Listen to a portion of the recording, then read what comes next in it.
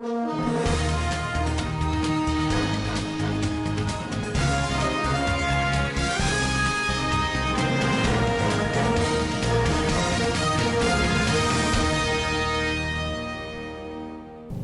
confirmed kidnapping of Imam, 17 worshippers from Jumat Mosque in Zamfara State. Nigerian Communications Commission pledges increased collaboration with universities. National Human Rights Commission to commence 16 days activism on the elimination of violence against women in Kano State. On business, NLC and TUC stage walkout from meeting with federal government. And on the international scene, Burkina Faso hosts election under looming threat of violence. Welcome to Svtv News. I am Musa Joy Onyoza. Armed bandits on motorcycles have attacked a Jumat mosque and wished away the imam and some worshippers in a community in Zamfara State. The attack and abduction took place during a congregational prayer on Friday at Dosingari, a farming community in Kano district of Maruluku government area of Zamfara State. The gunmen also killed some members of the community during the attack. Speaking to newsmen, the police spokesperson in the state, Mohammed Shehu, said 18 persons were kidnapped during the attack, while efforts have been made to rescue them. The attackers ensured that worshippers were seated, listening to the sermon from the imam before they invaded the worship center. Many Islamic scholars from Zamfara State under the umbrella of Tijaniya movement offered special prayers and dua for an end to insecurity in Zamfara State and the country as a whole. The special prayer took place at Zawiya Sheikh Atiku Kano under the leadership of Khalifa Zurumbai Aliyu Gusau. Among the clerics that attended the prayers include Sheikh Muhammadu Shehu Atiku, Dr. Shehu Lawi Atiku, Shehu Mutaka Atiku, Khalifa Musa Magawata Gusau, Malam Mahi Kuria, among others. The delegation had since returned to Gusau at the weekend. Governor Abdullahi Umar Ganduje of Kano State has approved the appointment of chairman and members of the Kano State Ultra-Modern Specialist Hospitals Governing Board. This was contained in a statement issued on Sunday by Chief Press Secretary to the Governor Abba Anwar. Newsmen report that the appointment is with immediate effect. According to the statement, while acknowledging that the appointment was a merit, he urged them to always put service to the state first before any other thing, as enshrined in the rules and regulations governing the affairs of the two ultra-modern hospitals. For more on the story, Shehu Magaji reports. The use of modern technology, according to him, is necessary and desirable, emphasizing that information technology best practice in the healthcare delivery system is one of the basic things that the sector requires globally, and Kano should therefore not be left behind. Those appointed are Professor Yusuf D. Sambo as chairperson, Dr. Hadiza Ashura as the chief executive officer, Dr. Abdullahi Kaulamata as representative from Ministry of Health, Zaraddin Lawal as representative from Ministry of Finance, and Engineer Murtala A. Garba as representative from Due Process, among others. In the statement, Governor Ganduje called on them to always give their best towards further strengthening health institutions in the state. In the statement, Governor Ganduje called on them to always give their best towards further strengthening health institutions in the state and help the state in maintaining her position as one of the leading states in the country with the best healthcare delivery system. Shehu Magaji reporting for SBTV News. The Nigeria Communications Commission, NCC, has pledged to increase collaboration with higher institutions of learning across the country in order to transform Nigeria into a full knowledge-based economy.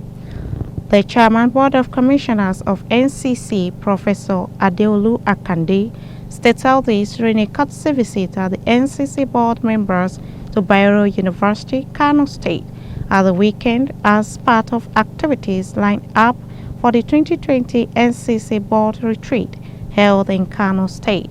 For more on the story, Rahama Ibrahim report. According to Akande, who praised the university for producing Professor Umar Garba Dambata, the executive vice chairman of the commission, the NCC superintends a sector that is knowledge-driven and therefore will not be able to achieve its mandate without strengthening collaboration with citadels of knowledge like BUK and other higher institutions of learning to produce the knowledge base needed to support the growth of the telecom sector. He said the NCC is superintending a sector that is knowledge-driven. In the absence of the citadels of learning, one could only imagine what would have become of the communications industry. He said if one comes to Kano, he needs to go to the prime center of learning in Kano and other universities across the state. Thanking the university further for contributing Dambata to the industry, Akande said the sector which NCC regulates has also benefited immensely from the knowledge being imparted by the university. He said the BUK has produced a good ambassador, excellent professional, and a man with administrative acumen and superb human relations in Professor Dambata. Hence, the board of NCC decided to visit Bayero University with the executive vice chairman, who is a homeboy, and to show their appreciation for the services of the EVC, an outstanding product of the university has been rendering to the nation at the NCC. In his remarks, Professor Dambata said all the achievements they have recorded as NCC can be attributed to the team spirit and cooperation between the management and board of NCC, even as they are poised to achieve more. That has been the report. Rahma Ibrahim Dosa reporting for SVTV News. The 9 students of the Ahmadu Bello University, Zaria in Kano State, who were kidnapped last week Sunday by gunmen, have been released from captivity. This was confirmed to Channels Television by the Director of Public Affairs of Ahmadu Bello University, Awalu Umar, on Sunday. The students were abducted at the Akilibu Gidambusa axis of the Abuja-Kaduna highway when the bandits suspected to be kidnappers blocked the 2 lanes of the road and opened fire on their vehicle. The students from the Department of French were traveling to Lagos for a program at the Nigerian French language village in Badagry when they were kidnapped along the Abuja-Kaduna expressway. The Director of Public Affairs told Channels Television that the students have been reunited with their families after their release. He, however, did not say if any ransom was paid either by the school or the parent of the student before they were released. The kidnapped chairman of the All Progressives Congress (APC) in Nasarawa State, Philip Shekwo, has been found dead. This was confirmed to newsprint by the Commissioner of Police Bola Long on Sunday. The police boss said the body of Shekwo was found not far from his house in Lafia, Nasarawa State capital, and has been evacuated to Dalhatu Araf Specialist Hospital. Mr. Shekwo was earlier kidnapped in the late hours of Saturday at his residence in Lafia. For more on the story, over now to our correspondent Peter Phillips. Banditry and kidnapping are on the rise in Nigeria's north, particularly in Kaduna State. Recently, the district head of Gidan Zaki village in Zango Kataf local government area of Kaduna State, Haruna Kuye, and his sons were killed by gunmen suspected to be bandits. Also last week, 3 members of the Kaduna State Vigilante Service were killed by bandits in the Chikun local government area of the state. Nasarawa State Governor Abdullahi Sule has reiterated his administration's commitment to fish out perpetrators behind the murder of the state chairman of the All Progressive Congress, Mr. Philip Tatari Sheku, in the state. President Muhammadu Buhari Sunday deplored the killing of Chief Philip Sheku, the Nasarawa State chairman of the All Progressive Congress (APC), saying the nation's security system must do more to end the incidents of violence in the country. The president welcomed the decision of the Inspector General of Police to send reinforcement of men and materials to the state. The late APC chairman was shot twice, leading to his death. Police investigation is expected to determine if this was an assassination or kidnapping-related murder. I am Peter Phillips reporting for SVTV News, Gusau. The Minister of Transportation, Rotimi Amechi, has called for the arrest and prosecution of those behind the attack on the Nigerian Port Authority's headquarters in Lagos State. While he admitted that protests are legitimate, Amechi condemned those who hide under the guise of demonstrations to destroy public and private properties. He added that the right to protest is defined in the laws of the land. It doesn't include burning people's private houses and public assets that belong to every Nigerian. For more on the story, Beauty Abdulmalik reports. He described the damage as disastrous, recalling that he had been part of protests as a student but explained that they did not take the laws into their hands during those demonstrations. The minister recalled that in 1983, during the time of Babangida and Buhari, they were always on the streets as students. They never took laws into their hands and they never destroyed people's property. He said with the level of destruction, MPA should come to the cabinet and ask for funds for the reconstruction of the place. The MPA headquarters was part of the properties attacked by the hoodlums in Lagos State in the aftermath of the NSAS protest. Early last month, thousands of Nigerians thronged into the streets, calling for an end to police brutality and extrajudicial killings by the now defunct Special Anti-Robbery Squad, SARS. A largely peaceful demonstration in several parts of the country, however, later turned violent with arson, looting and killing of security personnel and civilians alike after it was hijacked by hoodlums. Beauty Abdulmalik reporting for SVTV. National Human Rights Commission is to flag off 16 days of activism on the elimination of violence against women and girls in Kano State. Kano State Coordinator NHRC, Barrister Shehu Abdullahi announced this in a statement in Kano. Reports said that annually from 25th November to 10th December, the international community marks the 16 days of activisms on the elimination of violence against women. For more on the story of an our correspondent Sumaya Ibrahim. The statement said this period is used to raise awareness on violence against women and girls, promote rights of women and girls, while also advocating and energizing activities towards the ending of such violence and promote human rights culture. According to the statement, Kano State Office of the National Human Rights Commission, in collaboration with other stakeholders, will join the nationwide 16 days activism with the team Orange the World, Found, Respond, Prevent, Collect.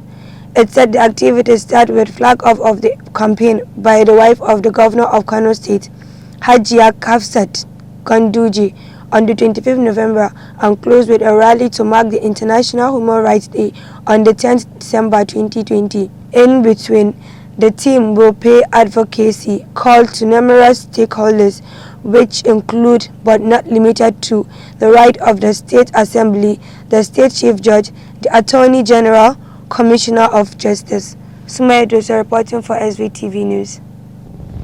Nigeria's former Vice President Atiku Abubakar has cautioned on the importance to stop borrowing to prevent a further dip into more recession. Alhaji Atiku said this much and even more in a series of tweets today as he reacted to the recession reported by the Nigerian Bureau of Statistics. The former Vice President said it is with a very heavy heart that he received the news which confirmed that for the second time in 5 years, Nigeria has entered into another recession. In his statement titled, "We must exit this recession with precision," he said the nation must stop borrowing for anything other than essential needs, adding that the more the country keeps borrowing, the more it stands to risk of defaulting.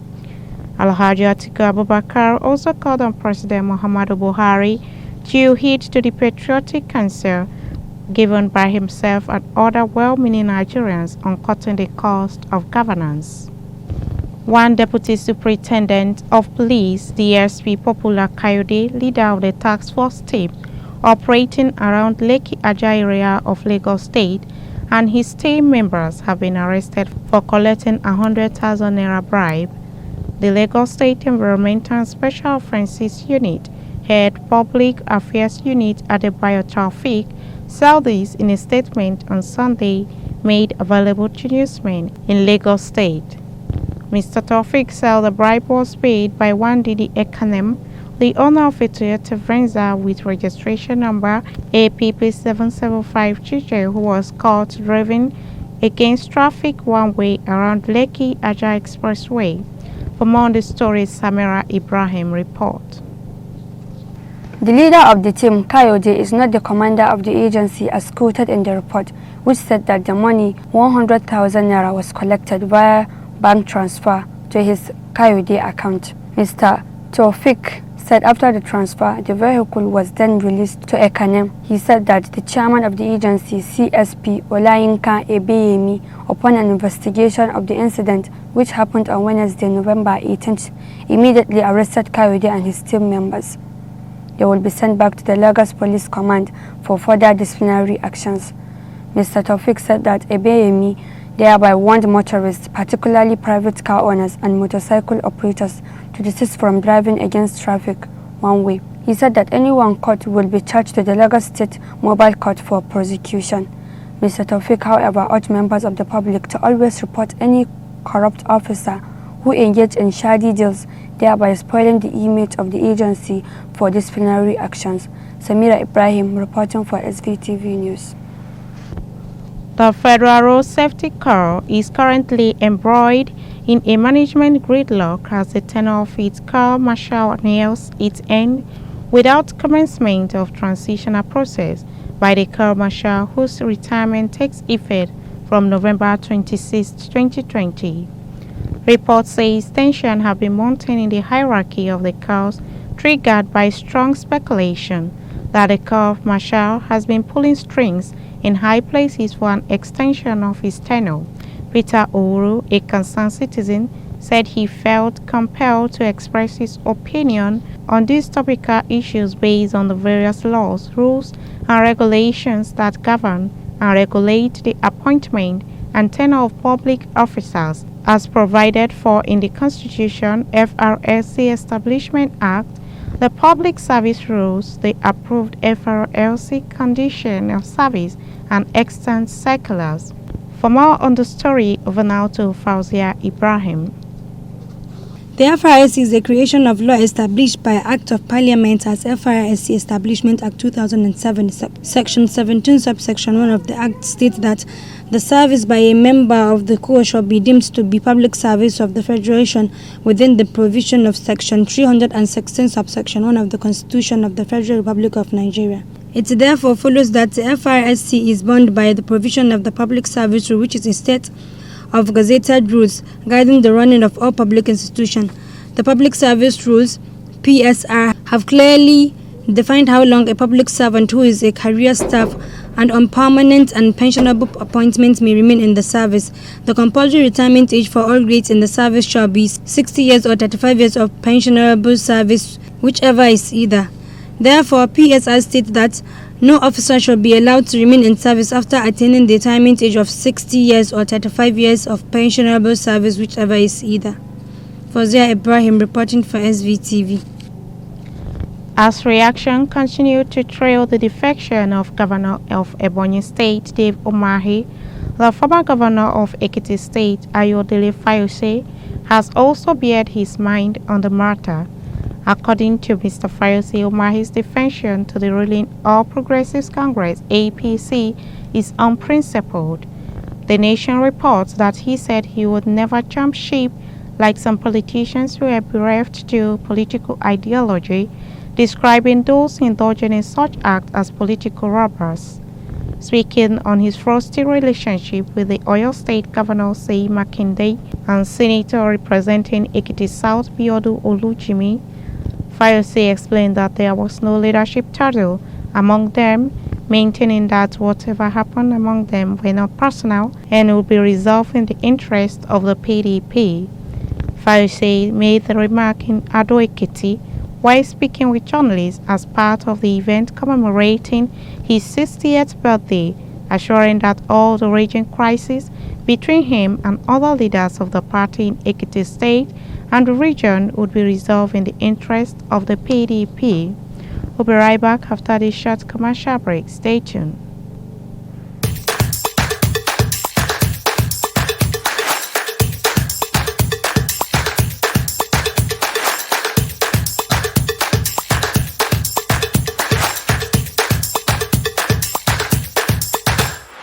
Welcome back on Business. Samira Ibrahim has more detail.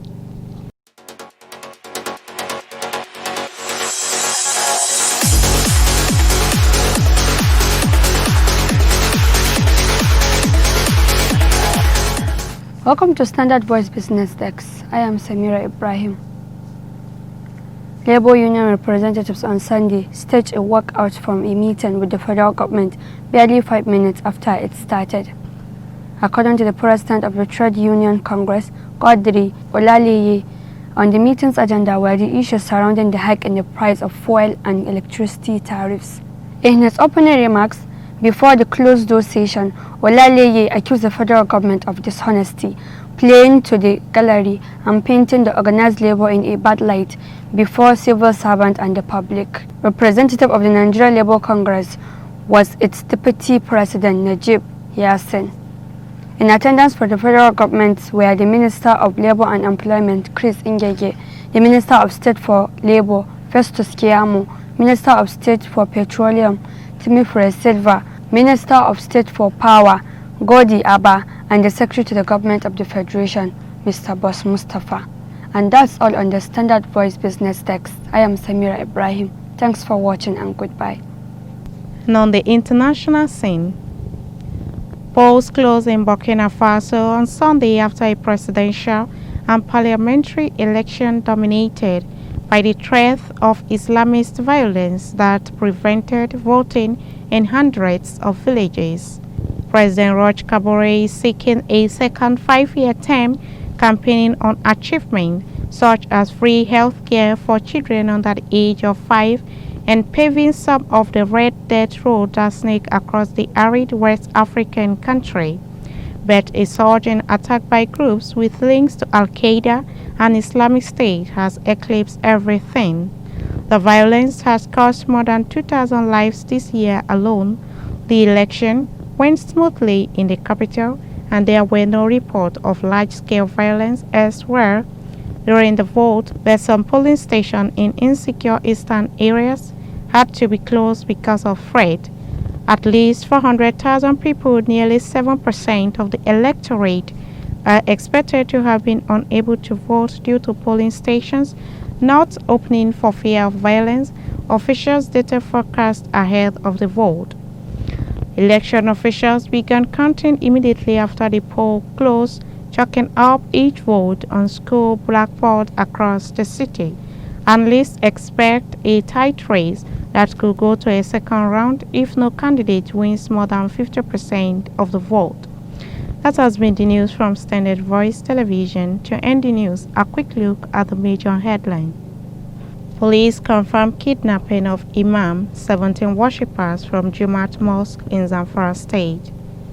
Nigerian Communications Commission pledges increased collaboration with universities.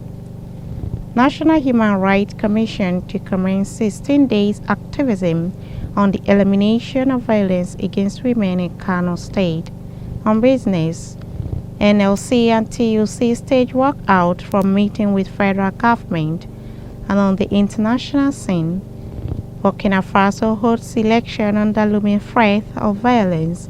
That's the news on behalf of the production crew and head of news in Current Affairs Department, Alhaji Ibrahim Garabatinao. I still remain Musa Joy Onyoda. Thanks for watching and stay tuned.